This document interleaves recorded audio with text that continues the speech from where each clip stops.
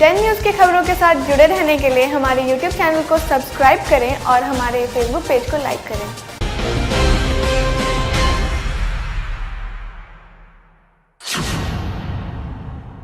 नमस्कार, स्वागत है आपका डेन न्यूज़ में। आपके साथ मैं हूं प्रतिज्ञा कश्यप। खबरों की शुरुआत से पहले आइए डालते हैं नजर आज की सुर्खियों पर। श्री कृष्ण मेडिकल कॉलेज के एक एमडी के स्टूडेंट का कोरोना पॉजिटिव रिपोर्ट आने के बाद बुधवार को पूरे अस्पताल परिसर में हड़कंप मच गया। इससे पहले भी मुजफ्फरपुर के एक नर्सिंग होम के कर्मचारी कोरोना पॉजिटिव पाया गया था। उस नर्सिंग होम को सील कर डॉक्टर से लेकर अन्य सभी स्टाफ को क्वारंटाइन करके अस्पताल में मरीजों के आने पर रोक लगा दी गई थी। इसके साथ ही बुधवार को एक अन्य कोरोना पॉजिटिव मरीज पाया गया जो बोछा का है। इस तरह मुजफ्फरपुर में कोरोना पॉजिटिव मरीजों की संख्या 43 हो गई है। एसकेएमसीएच के अधीक्षक डॉक्टर सुनील शाही ने भी एमडी के एक स्टूडेंट को कोरोना पॉजिटिव पाए जाने की पुष्टि की है। एसकेएमसीएच में एक पॉजिटिव है और 25 तारीख जो टेस्ट गए थे उसमें अब तक यहाँ पे टोटल टेस्ट 608 जा चुके हैं, जिसमें 548 नेगेटिव आ चुका है। कितनी ठीक होकर गए? कितने ठीक होकर कितने जा चुके हैं? ठीक हो गए, यहाँ एडमिशन नहीं होता। ये जो पॉजिटिव होते हैं उनको जो डिस्ट्रिक्ट में क्वारंटाइन सेंटर है, जो कोविड केयर सेंटर है, गोलकर हॉस्पिटल, वहाँ उनको रखा जाता है और वहाँ से डिस्चार्ज होते हैं। आज कितने पॉजिटिव आए हैं? आज एक पॉजिटिव एसकेएमसीएच में आया है। एक और बोछाएं लगा? सदर का है। वो बोछा का? बोछा का है। सर यहाँ का जो स्टाफ आया है सर, वो कहाँ गए थे, कैसे चपेट में आए हुए? ये उनका डिटेल हिस्ट्री लिया जा रहा है, कहाँ किधर गए हैं, किधर से आए हैं। रहने वाले कहाँ के हैं? रहने वाले दूसरे जिला के हैं, लेकिन रहते हैं इसी अस्पताल में हैं, स्टाफ में। उनका सारा डिटेल लिया जा रहा है, जो किसके कॉन्टैक्ट में है। आज ही पॉजिटिव आया, रात तक उनका डिटेल आ जाएगा और सारे लोगों का टेस्ट हम लोग उनके जो कॉन्टैक्ट में करवा लेंगे। सब लोगों का कराया जाएगा। फिलहाल उनको यहाँ की क्वारंटाइन किया? हाँ, उनके भेज दिया गया कोविड केयर सेंटर में। मंगलवार की रात मालीघाट नाका के समीप में मामूली विवाद में एक ही समुदाय के दो गुटों में जमकर मारपीट हुई, जिसमें एक गुट का मोहम्मद बदरुल बुरी तरह से घायल हो गया। घायल बदरुल को लोगों ने सदर अस्पताल में भर्ती कराया, जहां डॉक्टरों ने गंभीर स्थिति को देखते हुए मेडिकल रेफर कर दिया है। वहीं इस मामले में पास के ही डब्लू, मिराज, प्रिंस, अनवर, जावेद, मोनू और आंसू पर जानलेवा हमला का आरोप लगाते हुए मिठनपुरा थाना में एफआईआर दर्ज करवाया है। वहीं सभी आरोपियों की गिरफ्तारी के लिए पुलिस ने छापेमारी भी शुरू कर दी है। दौर इससे हुआ है कि मैटर किसी और का था और मेरे घर के नाम लेकर गाली गलौज करने लगा, तो हमसे बहुत सारा गंदा गंदा गाली देने लगा। हमसे बर्दाश्त नहीं हुआ, तो उसी पर हम उसको टोक दिए कि क्यों गाली बक रहा है। तो हमको बोला, उसी पर सब मिलके, हम अकेला थे वहाँ पे, सब मिलके हमको मार कर धुंधी बना दिया था। कौन मारा? डब्लू मारा है, मिराज मारा है, प्रिंस मारा है, अनवर मारा है, जावेद मारा है, मोनू मारा है। आरोप क्या लगाया है आपका? आरोप मेरे पे कि तुम किसी और का आदमी से को बुला के मेरे घर पे तुम लोग झुट्टों का झगड़ा तुम लोग करवा रहे हो। विवाद क्या था? बच्चा को लेकर? बच्चा के लिए विवाद था। उसी पे हम गए उसको टोकने ना कि क्यों मेरे घर पे आदमी को, पापा को क्यों गाली बक रहे हो। हमको गाली बका पापा को, तो हमको बर्दाश्त नहीं हुआ। उसी में उसका लड़का हम पे गया, हम हाथ उठा दिए। सब मिल के मेरे को ईंटा लेके और सब चक्कू लिए हुआ था, यहाँ पे चक्कू से नाक पूरा काट दिया। अच्छा, चक्कू से वार किया? जी, पूरा नाक काट गया। नाक का ईंटा रोड़ा भी वहाँ पे हुआ है? ईंटा रोड़ा भी हुआ है। हाँ। हम अकेला थे, मेरे फैमिली का सब घर सब आया, तब हमको मार के पूरा खून खून कर दिया। इसको सब मिल के मारा बहुत बुरा तरीका से। कौन चीज़ से मारा? ईंटा से मारा, डंडा से मारा, चाकू को वार किया। ऐसे ही मार पीट कर छोड़ दिया। वो लोग भाग चला। देखा एकदम बेहोश बेहालत बन गया कि हम लोग फंस जाएंगे, ये लोग घर छोड़ के भाग चला। अब मेरे गार्जियन लोग देखा तो हम लोग उसको उठा के लेकर आया हॉस्पिटल में। सदर में आया, सदर वहाँ से यहाँ फेंक दी मेडिकल। स्थिति क्या है? स्थिति इनकी बहुत बुरा है अभी। टाँका क्या को पड़ा? टाँका तो बहुत ज़्यादा पड़ गया है।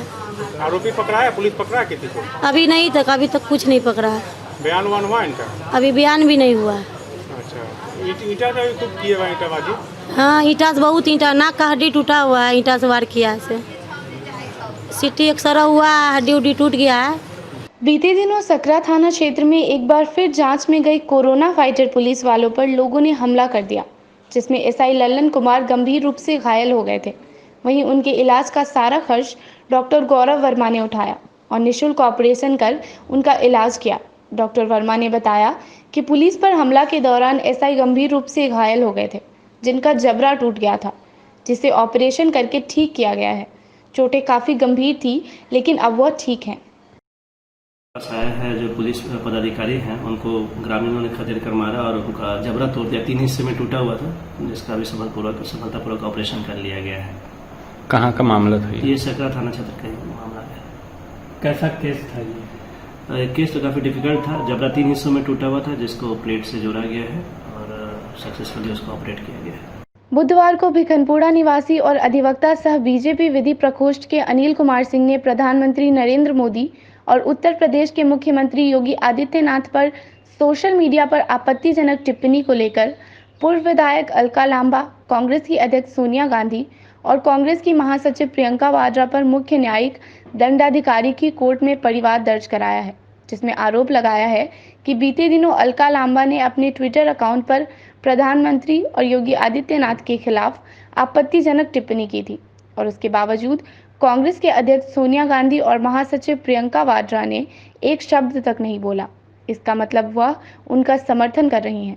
वहीं कोर्ट ने मामले में सुनवाई की तारीख 11 जून को मुकर्रर की। केस मैंने कांग्रेस नेत्री अलका लांबा, राष्ट्रीय कांग्रेस की अध्यक्षा सोनिया गांधी, राष्ट्रीय महासचिव कांग्रेस की प्रियंका गांधी, तीनों के खिलाफ में मैंने माननीय मुख्य न्यायिक दंडाधिकारी मुजफ्फरपुर के न्यायालय में परिवाद दर्ज कराया है। परिवाद दर्ज कराने का मुख्य कारण है कि दिनांक 25/5/2020 को अलका लांबा के द्वारा ट्विटर पर एक ट्वीट किया गया, जिसमें उन्होंने अभद्र भाषा का, अमर्यादित भाषा का प्रयोग किया है हमारे देश के माननीय प्रधानमंत्री श्री नरेंद्र मोदी जी के विरुद्ध एवं उत्तर प्रदेश के माननीय मुख्यमंत्री श्री योगी आदित्यनाथ जी के विरुद्ध बहुत ही गलत भाषा का उन्होंने प्रयोग किया है और वीडियो भी पोस्ट किया है। इसी से मर्माहत होकर के व्यक्तिगत रूप से मैंने आज माननीय मुख्य न्यायिक दंडाधिकारी मुजफ्फरपुर के न्यायालय में परिवाद दर्ज कराया है। किन किन धाराओं में? इसमें धारा मैंने लगाया है भारतीय दंड विधान की धारा 499, 500, 501, 503, 504, 502 का 100+2 एवं 66E information and technology act का, क्योंकि इन्होंने सोशल मीडिया पर गलत पोस्ट किया है। वो इतना गलत है और अमर्यादित बातों का उन्होंने प्रयोग किया है, जो सोशल मीडिया पे बोलना उचित नहीं समझता हूं मैं। सुनवाई की अगली तारीख? और मैंने पार्टी बनाया है सोनिया गांधी और प्रियंका गांधी को। उसके पीछे कारण है कि अलका लांबा इस तरह का माननीय प्रधानमंत्री और मुख्यमंत्री के विरुद्ध में बयान दे रही हैं, जो कि पूर्व में दिल्ली चांदनी चौक से वो विधायक भी रह चुकी हैं, अभी वर्तमान में कांग्रेस में है। तो इस तरह का जो टिप्पणी किया गया, अमर्यादित भाषा का प्रयोग किया गया, उसको लेकर के पार्टी आलाकमान की ओर से उनके विरुद्ध, अलका लांबा के विरुद्ध कोई कार्रवाई नहीं की गई है, जिससे प्रतीत होता है कि इसमें जो कांग्रेस की अध्यक्षा है और एवं महासचिव हैं, इन दोनों की भी सहभागिता है और उनकी सहमति के आधार पर ही अलका लांबा के द्वारा इस तरह का टिप्पणी किया जा रहा है। बुधवार को बनारस बैंक चौक स्थित एक निजी विवाह भवन में मुजफ्फरपुर नगर निगम कामगार यूनियन ने नगर निगम की सफाई व्यवस्था को निजी हाथों में देने के खिलाफ एक बैठक की, जिसमें उन्होंने निर्णय लिया कि अगर ऐसा होता है तो वह सड़कों पर उतरेंगे और अपनी लड़ाई लड़ेंगे, चाहे जेल भी जाना पड़े तो वह भी जाएंगे। वहीं संगठन के अध्यक्ष ने नगर विकास मंत्री पर जमकर आरोप लगाया कि वह चाहते हैं कि लूट खसोट फिर से चालू हो जाए, इसलिए वह नगर निगम की सफाई व्यवस्था को 31 मई के बाद निजीकरण करने का चिट्ठी जारी कर रहे हैं। हमारा मुद्दा है कि 31 मई तक ये माननीय मंत्री महोदय नगर विकास से एक आदेश भिजवा देते हैं कि 31 मार्च तक, 31 अप्रैल तक, 31 मई तक का उन्होंने डेट दिया। क्या चीज़ का? निजीकरण के लिए, निजीकरण की वो पूरा तैयारी कर चुके हैं। सफाई निगम का जो सफाई कर्मी हैं 1400, उनका निजीकरण का तैयारी चल रहा है।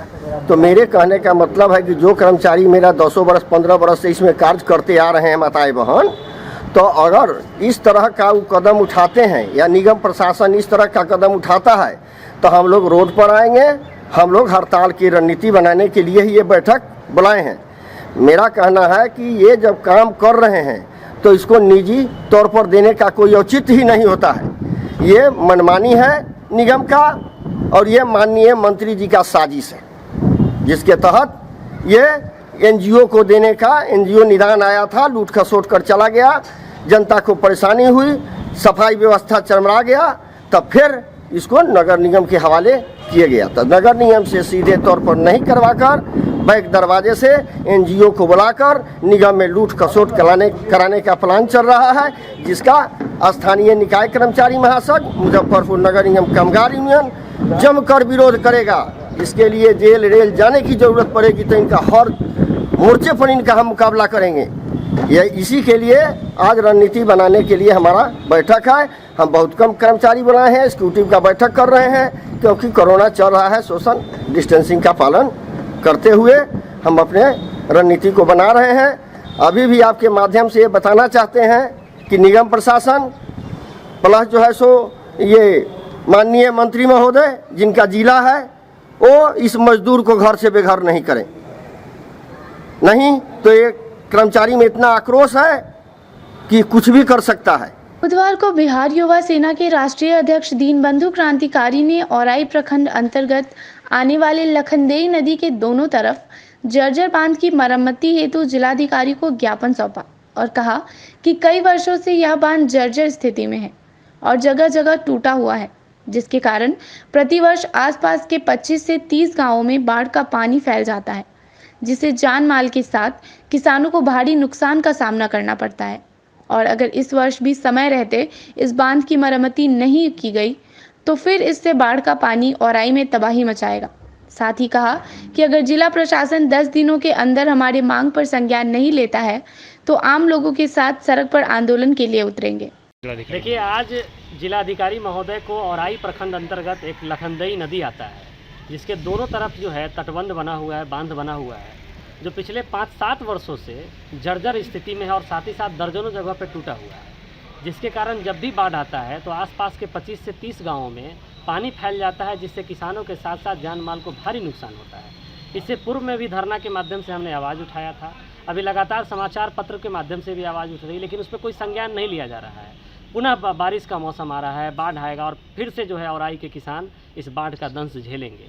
आज इस पत्र के माध्यम से हमने जिलाधिकारी महोदय से आग्रह किया है कि अविलंब संज्ञान में लेते हुए, इस मामले को संज्ञान में लेते हुए तटबंध का मरम्मती कराया जाए और किसानों को उस भारी आपदा, जो आपदा आकर के उन्हें बर्बाद करने वाली है, उस आपदा से बचाया जाए। बुधवार को समाहरणालय परिसर के सभागार में जिलाधिकारी की अध्यक्षता में एईएस को लेकर बैठक की गई, जिसमें प्राथमिक स्वास्थ्य केंद्र पर डॉक्टरों के रजिस्टर के हिसाब से ड्यूटी को लेकर निर्देश दिया गया। साथ ही साथ दवा की उपलब्धता की जानकारी भी ली गई। वहीं इस मौके पर एईएस कोषांग के सभी नोडल पदाधिकारी मौजूद थे। आपको बता दें कि इस वर्ष एईएस से अब तक कुल 33 मामले सामने आए हैं। वहीं 6 बच्चे पीआईसीयू वार्ड में भर्ती हैं। वहीं 22 बच्चों को इलाज के बाद घर भेजा जा चुका है। इस वर्ष 5 बच्चों की मौत भी हो चुकी है।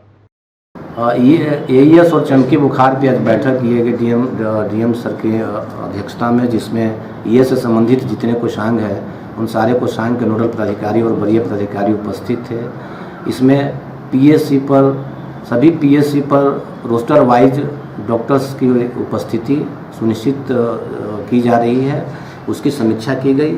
साथ ही साथ दवाओं की उपलब्धता, ग्लूकोमीटर की उपलब्धता और प्रत्येक पदाधिकारी जिन्होंने अपने पंचायतों को गोद लिया है उनके द्वारा किए गए कार्यों की समीक्षा की गई। जन जागरूकता कार्यक्रम को और गति देने का निर्देश दिया गया। साथ ही सभी पीएससी को अलर्ट मोड में काम करने का निर्देश दिया गया। मुजफ्फरपुर में मानसून के दस्तक से पहले गांव बचाने की सोच के साथ ग्रामीण बांध के निर्माण कार्य में जुट गए। दरअसल पिछले 4 वर्षों से काठी प्रखंड के बूढ़ी गंडक नदी किनारे बसे लश्करीपुर, सदातपुर, पैगंबर कोल्हुआ पंचायतों की करीब 20,000 की आबादी बाढ़ से हर साल प्रभावित होती है, जिस वजह से ग्रामीणों को अपना घर छोड़कर विस्थापितों की तरह नेशनल हाईवे पर रहना पड़ता है। ग्रामीणों के अनुसार संगम घाट के पास टीनी बांध से निकली नदी की धार के कारण हर साल बाढ़ से तबाही होती है, जान माल का नुकसान होता है। बरसात के समय अगर कोई गांव में बीमार हो गया तो उसको इलाज के लिए गांव से निकलना मुश्किल हो जाता है। छत पर, बांध पर या फिर 4 लेन पर जान जोखिम में डालकर रहना पड़ता है। पिछले 4 साल से नदी की धार छोटी है। अगर इसको नहीं रोका गया तो आने वाले दिन में यह मुख्य धारा बन जाएगी। अगर ऐसा हुआ तो मिठन सराय, माधोपुर के साथ मुजफ्फरपुर सीतामढ़ी रेलवे लाइन व 4 लेन बाढ़ में बह जाएगा। हर साल सरकार की तरफ से सिर्फ आश्वासन ही मिलता है, लेकिन कोई कार्य नहीं होता। इसलिए इस बार सारे ग्रामीणों ने एकजुटता के साथ बांध के निर्माण कार्य करके अपने गांव की रक्षा करेंगे। आज जैसा कि पहले से सूचना दिया जा चुका है पेपर के माध्यम से, आप लोगों के चैनल के माध्यम से, मैं आप सभी चैनल वालों को सबसे पहले धन्यवाद करूं कि आप लोग इस बात को सरकार तक पहुंचाने का प्रयास करते हैं, समाज तक समाज के दुख दर्द को पहुंचाने का प्रयास करते हैं। भूरी भूरी प्रशंसा है आप लोगों की, धन्यवाद है। और समाज के सभी लोगों ने आज ठाना है कि बाढ़ के समय तो हर एक साल यहाँ कई सालों से लोग हाईवे पे आके राशन बांट के चले जाते हैं। हम लोगों ने भी बाढ़ में नाव पे चढ़ के हम लोग इस गांव में जाके और लोगों के घर में लोग छत पे खड़े थे, अपने मरई के ऊपर खड़े थे और हम लोग हाथ में राशन पहुंचा के और आते थे। लेकिन इस त्रासदी को परमानेंटली कैसे बंद किया जाए, इस पर न अभी तक दुर्भाग्यपूर्ण से मैं भी सरकार का अंग हूँ, लेकिन इस पर सरकार का ध्यान नहीं गया है। और हम यहाँ सारे ग्रामीणों के मदद से आज हम लोग सारे स्थानीय जो भी जनप्रतिनिधि हैं, हम लोगों ने प्रण किया है। आज पूजा करके यहाँ देखिए सामने हनुमान जी का ध्वजा गड़ा है और शपथ लेके हम लोगों ने प्रण किया है कि अब इस कार्य को जो शुरू हुआ है इस पर सरकार को भी आपके माध्यम से हम लोग संज्ञान में लेंगे, सरकार की भी मदद लेंगे और हम लोग सारे ग्रामीण अपने कर सेवा से, तन से, धन से, मन से इस बांध को बनाने का काम करेंगे ताकि यहाँ के ग्रामीण, यहाँ के सुदूर इलाके में रहने वाले ग्रामीणों को फिर हाईवे सड़क पे नहीं जाना पड़े। और हम लोग दूसरा एक पहलू है कि हाईवे से सड़क बनाना, तो हमने पिछले साल ही यहाँ सर्किट हाउस में हमने आवेदन एक दिया हुआ है। स्थानीय जो यहाँ बिहार सरकार के पथ निर्माण मंत्री हैं, उन्होंने कहा कि हम रेलवे से बात करेंगे रेलवे फाटक बनाने का या रेलवे के ऊपर ओवरब्रिज बनाने का। ये रेलवे को की भी इसमें भूमिका पड़ेगी। तो अभी लॉकडाउन खुलने के बाद उन्होंने हमको आश्वासन दिया हुआ है। हम माननीय पथ निर्माण मंत्री नंदकिशोर यादव जी से उनके आश्वासन के अनुसार हम लोग भेंट करेंगे। बुधवार को सकरा के भरतीपुर पंचायत में सांसद अजय निषाद एवं भाजपा जिलाध्यक्ष रंजन कुमार ने भरतीपुर पंचायत के मुखिया इंद्रभूषण सिंह उर्फ अशोक को सम्मानित किया। इंद्रभूषण सिंह ने अपने पंचायत के सारे लोगों का थर्मल स्क्रीनिंग करवाया। वह पंचायत में घर घर जाकर पीएम केयर्स के लिए पैसा इकट्ठा कर 31,000 रुपए जमा कर सांसद एवं जिलाध्यक्ष को चेक सौंपा। इस दौरान भाजपा जिला मीडिया प्रभारी प्रद्युमन राणा सहित काफी संख्या में लोग मौजूद रहे। आज इस भरतीपुर पंचायत के मुखिया इंद्रभूषण सिंह अशोक जी ने पूरे पंचायत में 5 रुपया, 11 रुपया, 51 रुपया करके पूरे पंचायत से 31,000 रुपया एकत्रित करके पीएम केयर फंड में इन्होंने आज भारतीय जनता पार्टी और मुजफ्फरपुर के स्थानीय सांसद अजय निषाद जी को उन्होंने चेक सुपुर्द किया है। ये चेक हम लोग प्रधानमंत्री राहत कोष में डालेंगे और इनका ये जो योगदान है बहुत ही सराहनीय है। हम लोग इसकी पूरे जिले की ओर से इसके लिए इनको बहुत धन्यवाद देते हैं और इनकी काफ़ी प्रशंसा करते हैं कि अगर इसी तरह अगर सभी पंचायत से अगर ऐसी रकम चले जाए तो पीएम केयर फंड में एक इतनी अच्छी रकम आ जाएगी जिससे कि इस कोरोना जैसे महामारी में काफ़ी सहायक सिद्ध होगी। हम लोग इसके लिए मुखिया जी का बहुत साधुवाद देते हैं। आज बीबीएम कॉलेज में मनोविज्ञान विभाग द्वारा कोविड-19 साइकोलॉजिकल इश्यूज एंड अपॉर्चुनिस्ट विषय पर 2 दिवसीय राष्ट्रीय वेबिनार का आयोजन 31 मई और 1 जून को होगा, जिसमें कॉलेज और भारतीय मनोविज्ञान परिषद की सहभागिता होगी। उद्घाटन कुलपति डॉक्टर हनुमान प्रसाद पांडे करेंगे। यह बातें बुधवार को अपनी प्रेस वार्ता में प्राचार्य डॉक्टर ममता रानी ने कही। साथ ही इन्होंने कहा कि वेबिनार के मुख्य वक्ता doctor Ashok Kumar Saha, Jagannath university Bangladesh, doctor Narendra S Thaguna Nepal, doctor GP Thakur Varanasi, doctor Promila Batra Rohtak, doctor Ravikant Gunthe Jodhpur, doctor Navdeep Singh Tung Punjab, doctor Shah Alam Aligarh, doctor UP Singh Bodhgaya और डॉक्टर एसके यादव मुंबई होंगे। कार्यक्रम की संयोजक मनोविज्ञान विभागाध्यक्ष सुनीता कुमारी होंगी।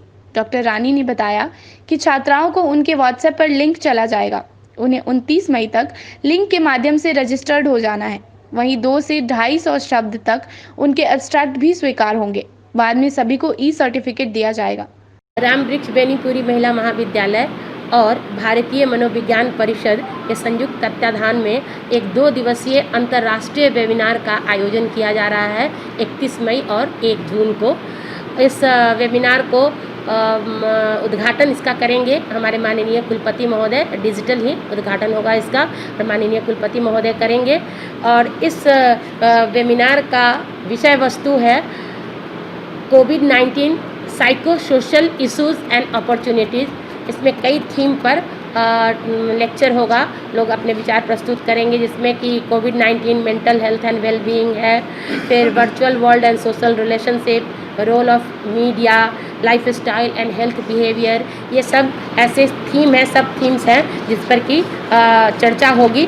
और इसके जो मेंटोर हैं इस सेमिनार के प्रोफेसर आर.एन. सिंह हैं BHU वाराणसी के, और यहाँ साइकोलॉजी विभाग द्वारा इसको करवाया जा रहा है। उसकी हेड है सुनीता जी, उनके तत्वाधान में, और अफरोज जी, अनु कुमारी और अंकिता जी इसकी कन्वेनर है। ये तमाम लोग मिलकर के इस सेमिनार को आयोजित कर रहे हैं। और इसमें वक्ता के रूप में, चूँकि यह अंतर्राष्ट्रीय वेबिनार है, इसमें वक्ता के रूप में अशोक कुमार साहा जी हैं, जगन्नाथ यूनिवर्सिटी बांग्लादेश से हैं, नरेंद्र एस ठगुना वो नेपाल से हैं, इसके अलावा प्रमिला बत्रा रोहतक से हैं, रविकांत गुंटे जोधपुर से हैं, नवदीप सिंह टंग पंजाब से हैं, शाह आलम प्रोफेसर अलीगढ़ से हैं, यूपी सिंह बोधगया से हैं और doctor SK Yadav IIPS Mumbai से हैं। ये 2 दिनों तक एकेडमिक सेशन चलेगा जिसको ये संबोधित करेंगे। और ये एक लिंक दिया जाएगा, जो लोग भी हैं वो व्हाट्सएप पर रजिस्टर्ड हो सकते हैं, उसका लिंक ब्रोशर में दिया हुआ है। फिर उनको व्हाट्सएप पर ही मीटिंग ID और पासवर्ड मिलेगा, जिसके जरिए वो वेबिनार से जुड़ेंगे। 29 मई तक उनको व्हाट्सएप वाले लिंक पर रजिस्ट्रेशन करा लेना है, जो निःशुल्क है। और वो चाहे तो 200 से 250 शब्दों में अपना एक एब्स्ट्रैक्ट भी जो दिया हुआ है वेबसाइट, उस पर भेज सकते हैं।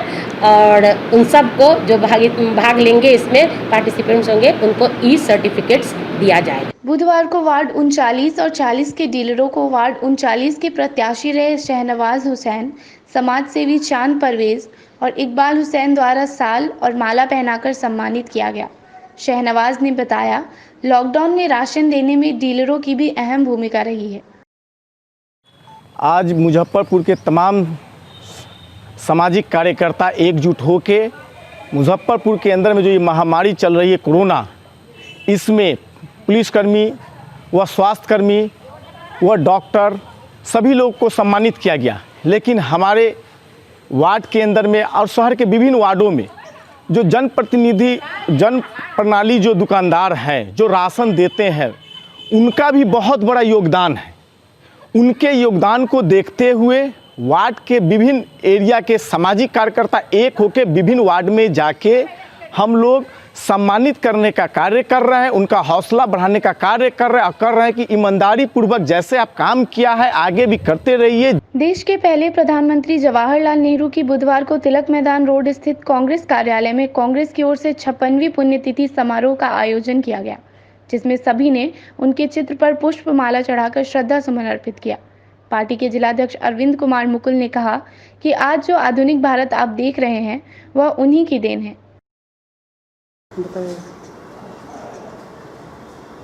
भारत के प्रथम प्रधानमंत्री स्वर्गीय पंडित जवाहरलाल नेहरू जी की पुण्यतिथि में कांग्रेस जिला कांग्रेस कमेटी मुजफ्फरपुर के तत्वाधान में मनाई जा रही है। नेहरू जी प्रथम प्रधानमंत्री हुए। देश की आज़ादी से लेके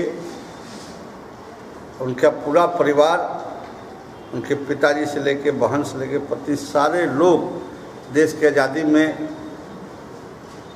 लगे, जेल भी गए और कई बार जेल गए।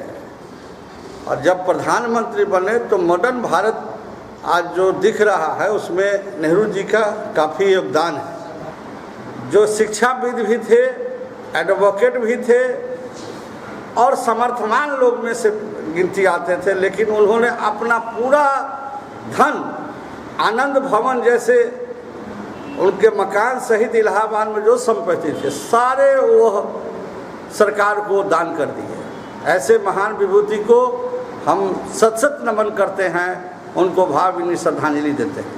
आज की खबरों में फिलहाल इतना ही। कल फिर मिलेंगे कुछ नई खबरों के साथ। तब तक के लिए डे न्यूज़ परिवार को दीजिए इजाजत। नमस्कार।